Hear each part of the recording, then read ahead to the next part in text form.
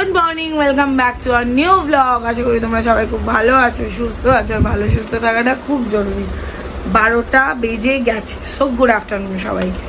যাই হোক, ওইভাবে একটা ওয়েলকাম করাটা অভ্যেস হয়ে গেছে, সেই কারণে আজকে সকাল থেকে একটু এক্সাইটেড। কারণ মা যে নতুন কাজটা শুরু করবে, তার আজকে পুজো দিতে মার বাবা গেল। হ্যাঁ, লক্ষ্মী গণেশ যেহেতু বাড়িতে অলরেডি আছে, এর জন্য জাস্ট ওই খাতাটারই পুজো হবে।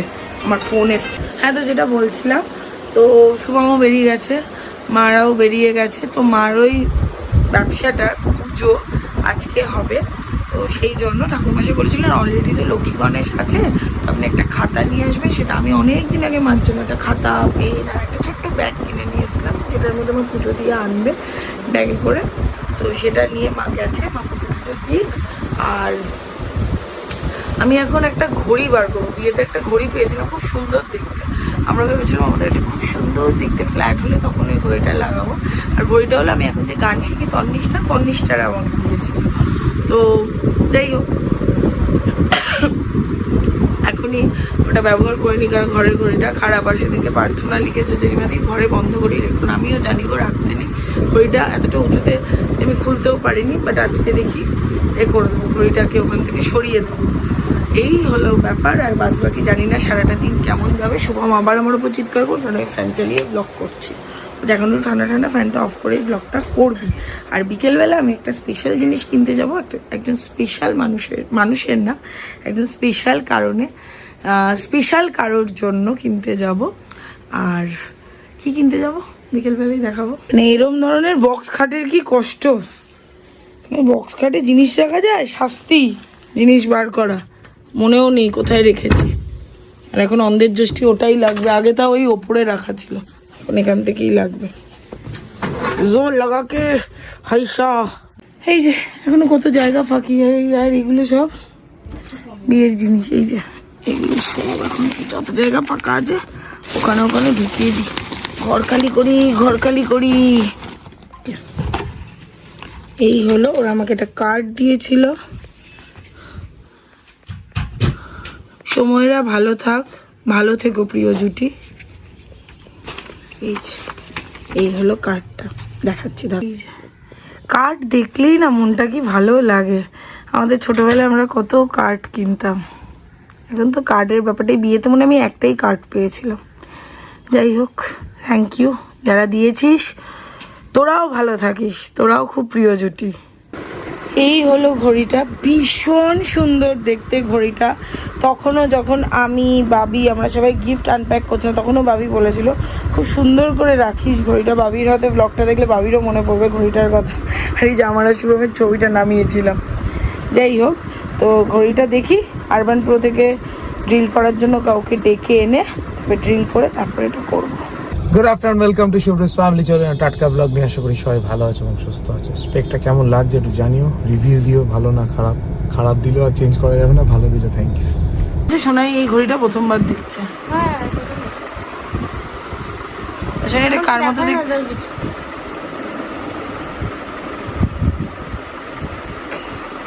এটা কার মতো দেখতে? বিগ বসের এই চোখটার মতো। বিগ বস। এই এখন মিটিংগুলো শেষ করে বেরোলাম পরপর, তারপর এখন প্রচণ্ড খিদে পেয়েছে। এখন যাচ্ছি গড়িয়ার দিকে। ওই বাওয়ার্চিতে রোলটা আমরা খাই, যে দেখতেই পেয়েছি খিদে পেয়েছে। আমি বাওয়ার্চি দেখতে পেয়ে গেছি, দাঁড়িয়ে গেছি। রিমা তার মধ্যে আবার বলে দিল আজকে শুক্রবার, যা খুশি খেতে পারি। Good evening. তো সকালবেলা আমি বলছিলাম একটা জিনিস কিনতে যাবো, গোটা দুপুর ধরে ভাবছিলাম আজকেই যাবো, বেরোবো নাকি কালকে যাবো। যাই হোক, তবে বললাম না আজকেই যাবো। আমি যাচ্ছি হলো একটা ছোট্ট সোনার টিপ কিনতে। কালকে অ্যাকচুয়ালি একটা সমস্যা প্রচণ্ড হয়েছিল, এবং তখন আমি বলেছিলাম যে আমি একটা সোনার টিপ কিনে পুজো দেবো। তো সেই জন্যই যাচ্ছি। বাড়িতে এসে আমি বিস্তারিত বলছি, আগে আমি যাই গিয়ে কিনে এসে বিস্তারিত বলছি। কত কিছু বলে দিলাম। যাই হোক, আগে যাই, ওটা কিনে নিয়ে তারপর বাড়িতে ফিরি।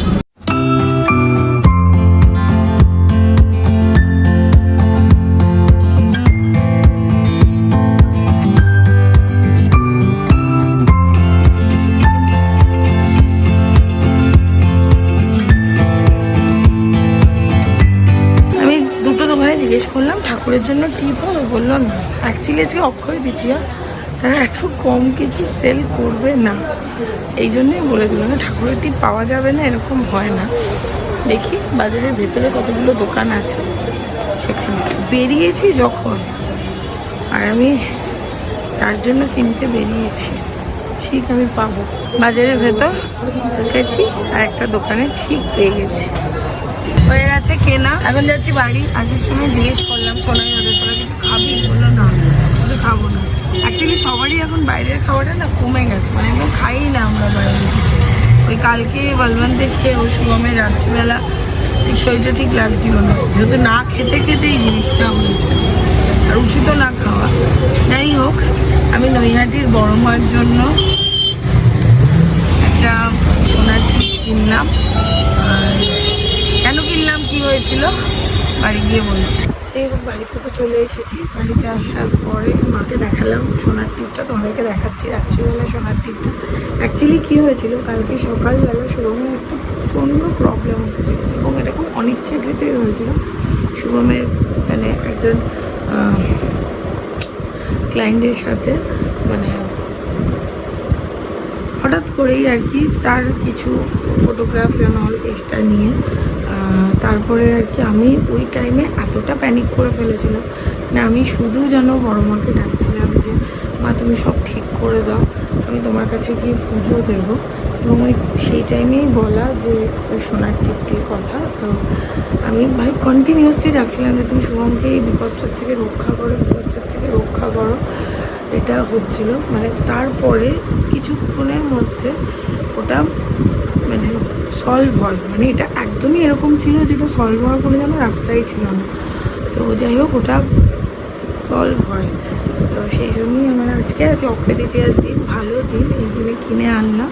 এবার দেখি নেক্সট উইকে একদিন গিয়ে পুজো দিয়ে আসবো। মা যেদিন টানবেন সেদিনই যাবো। আমার অনেক দিন ধরে ইচ্ছে বড় মার কাছে যাওয়া। তোমরা যদি কেউ নৈহাটিতে থাকো প্লিজ একটু আমাকে সময়টা যদি একটু বলে দাও যে কখন কীরকম টাইম। আমি ইউটিউবে অনেক জায়গায় দেখেছি সময়টা, বাট এক্স্যাক্টটা তো জানি না, আমরা অনেকটা দূর থেকে যাব, তাই জানি না।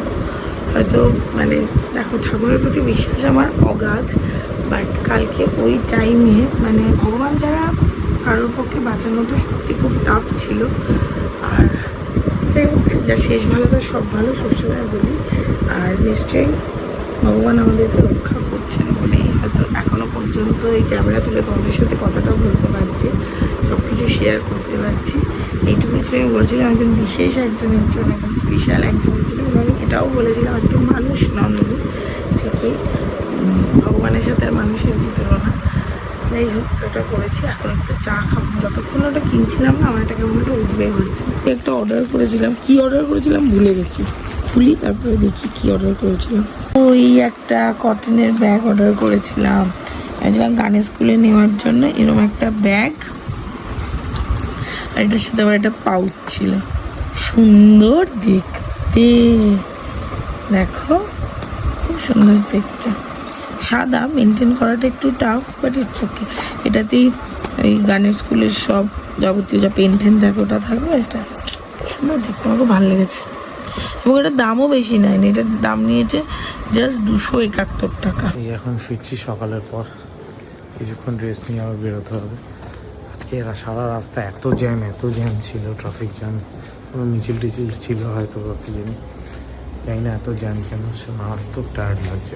প্রতিদিন রাতে না ব্রেড খেতে খেতে খেতে খেতে আমাকে প্রতিদিনও বলছে মা পারবে না খেতে। তো আমি দেখলাম নতুন যে ডায়েটটা আছে ওটাতে প্রতিদিন আমাকে আটা নুডলস দিয়েছে, তাই আজকে একটু আটা নুডলস ট্রাই করলাম। খুব একটা ভালো লাগছে না আমার খেতে, যাই হোক। আর আমি তো একদম তেল ছাড়া, মানে জলের মধ্যে পেঁয়াজগুলোকে সেদ্ধ করে করে করে করে, সেটাই তো খারাপ না। দেখি এটাই খাই, তারপর তোমাদেরকে টিপটা দেখাবো, হাত পা ধুয়ে তারপরে দেখাবো। আমাকে একদম চিপকা চিপকা লাগছে না, কারণ আমি মাথায় তেল দিয়েছি।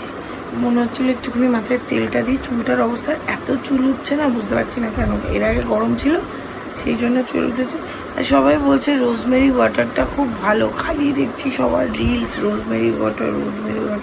নিজে জানি না কেমন চুল নিয়ে আমি খুব বেশি এক্সপেরিমেন্ট করি না, বাট টাকলা হয়ে গেলে তো হয়ে গেল, একই চুল ফুল সবই উঠে যাচ্ছে। তারা টিপটা দেখাচ্ছি, জামা কাপড় ছেড়ে তারপর টিপটা দেখা।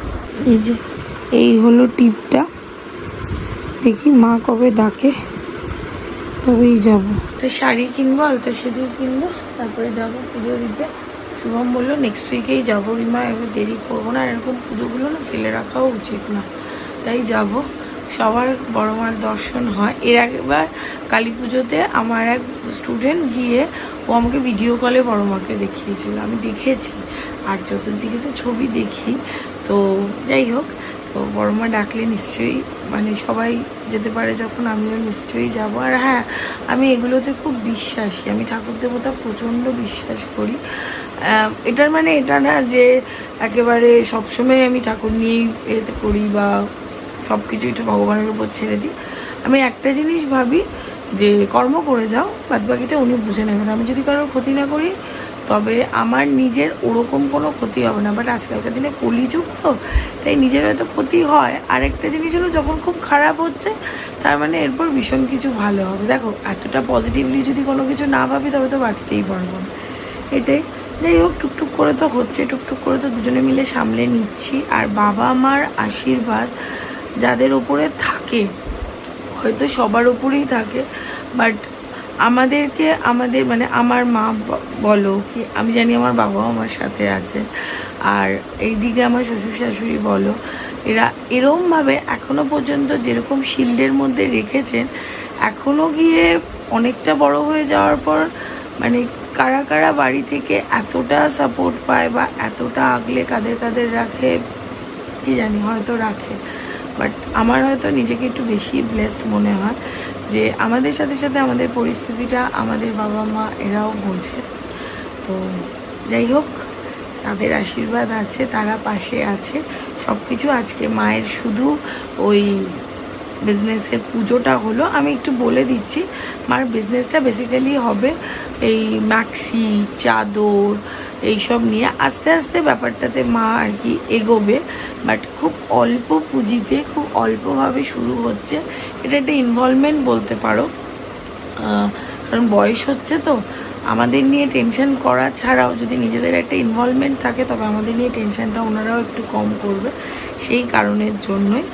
আর এই জাস্ট এইটুকুনি একটু চেষ্টা, তাও এখনও অত যে মানে প্রোডাক্টগুলো কোনো কিছু কেনা হয়নি, কেনা হলে আমি ব্লগেও দেখাবো তোমাদেরকে।